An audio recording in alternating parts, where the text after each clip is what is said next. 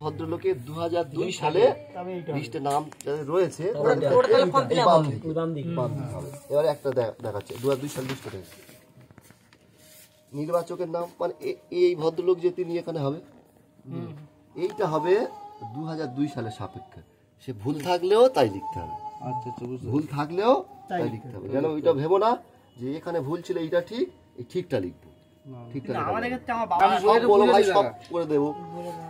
নির্বাচকের নাম লিখলে মানে ভুল থাকলেও লিখতে হবে। এপিক নম্বর, অনেকের এপিক নম্বর নেই, দেওয়ার দরকার নেই। যাদের আছে তাদের মাস্ট দিতে হবে, বুঝলে? হয়ে গেল। আত্মীয়ের নাম, আত্মীয়ের নাম বিশেষ করে ছেলেদের ক্ষেত্রে দেখবে বাবার নামটা থাকবে। এই ধরো তোমার নাম অভয় মণ্ডল, তোমার পিতার নাম শরৎ মণ্ডল, তাহলে আত্মীয়ের নামটা হবে শরৎ মণ্ডল। হ্যাঁ, সম্পর্ক হবে পিতা। তেমনি উল্টো ভাবে যদি এটা বিবাহিত মহিলাদের ক্ষেত্রে 2002 সালে নাম থাকতো, দেখবো অধিকাংশ স্বামী আছে। দেখো ধরো সুবলা মণ্ডলের ফলটা, স্বামীর নাম কি আছে? প্রশান্ত। আত্মীয়ের নাম তাহলে কি হবে? প্রশান্ত। সম্পর্ক কি হবে? স্বামী। স্বামী হয়ে বুঝতে পারছো? এবার জেলা, অধিকাংশ তার দক্ষিণ 24 পরগনা, অনেকে বাইরে জেলা থেকে আসে, ওটা দেখে নেবে। এবারে রাজ্যের নাম সব পশ্চিমবঙ্গ। বিধানসভা ক্ষেত্রের নম্বর এখানে আছে। অনেকে সন্দেশখালী আছে, ক্যানিং পূর্ব আছে। এটা ক্যানিং পূর্ব বলছি কেন, আগে ওই সাইডটা ক্যানিং পূর্ব ছিল, কিন্তু আমাদের বর্তমানে ক্যানিং পূর্ব নয় তো। না, এইটার ক্ষেত্রে 2002 সালে প্রত্যেকের এই নাম জায়গা লেখা থাকে প্রত্যেকটা। তাহলে এখানে লিখবে বিধানসভা ক্ষেত্রের নাম, ব্র্যাকেটে তপশিলি দেবে।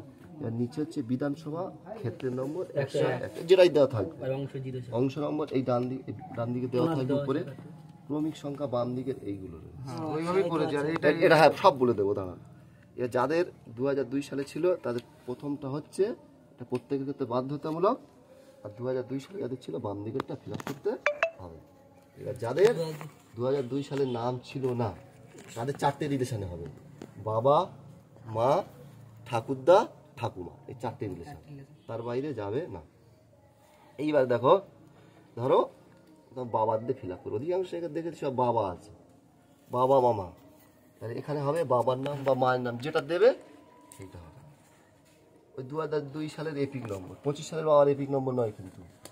ওই সব 2000 নেই বললে যেটা দেওয়ার দরকার নেই। তাহলে সেক্ষেত্রে তো আমি জিটিআই এখন তো হবে না, ভুল হয়েছে। এটা এটা ভুল হয়েছে। এই টোটাল নিচের পোরশনটা হচ্ছে সব 2002 সালে। আমি হচ্ছে ভুল বলতে এখানে নেই বলে, এখানে নেই তা দেবে না, নেই তা দেবে না। তাহলে আমি এরকম করতে পারি, দাদু ধরে করতে পারি কি? এটা সব করতে পারবে।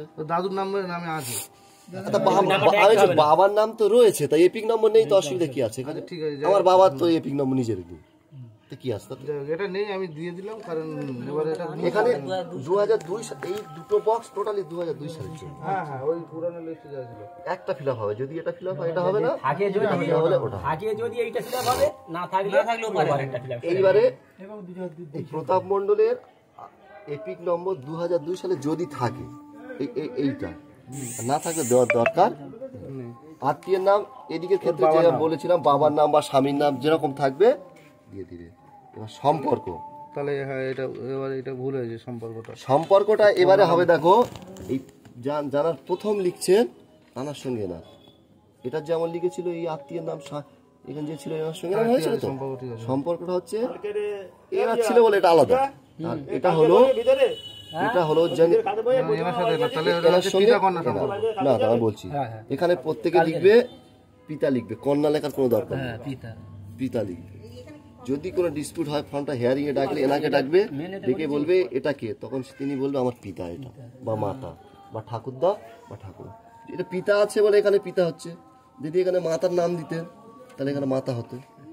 যদি এখানে ঠাকুরদার নাম দিতেন, সম্পর্ক হচ্ছে ঠাকুরদা, ঠাকুমা দিলে এখানে ঠাকুর। এই জায়গাটা সই, এই জায়গাটা সই। মানে বিষয়টা হচ্ছে আমার ভোটার কার্ড আছে, আমার বাবারও আছে, কিন্তু আমার বাবার আমার 2002 সালের লিস্টে নাম নেই, আমার দাদুর আছে। তাহলে ওই জায়গাটা আমার দাদুর, মানে এটা হবে, তাই তো? এখন যাদের দুটো ফর্মই ভুল ফিল আপ করা হয়ে গেছে তাদের করণীয় কী সেটা এখন বলবো। তোমরা যাদের দুটো ফর্ম ভুল হয়ে গেছে তারা তোমাদের বিএলও অফিসারকে বলবে এবং তারা দেখাবে যে কোন জায়গাটা তোমাদের ভুল হয়েছে ফর্মটাতে। বিএলও অফিসার সেই ফর্ম দুটো নিয়ে তারা পরিবর্তন করে নিয়ে আসবে। এটা তাদের হাতে ক্ষমতা আছে। শেষ এটাই করা যেতে পারে, যখন দুটো ফর্ম ফিল আপ ভুল হয়ে যাবে তখন এটা ছাড়ার কোনো রাস্তা নেই। তো এটা তোমরা করে নেবে।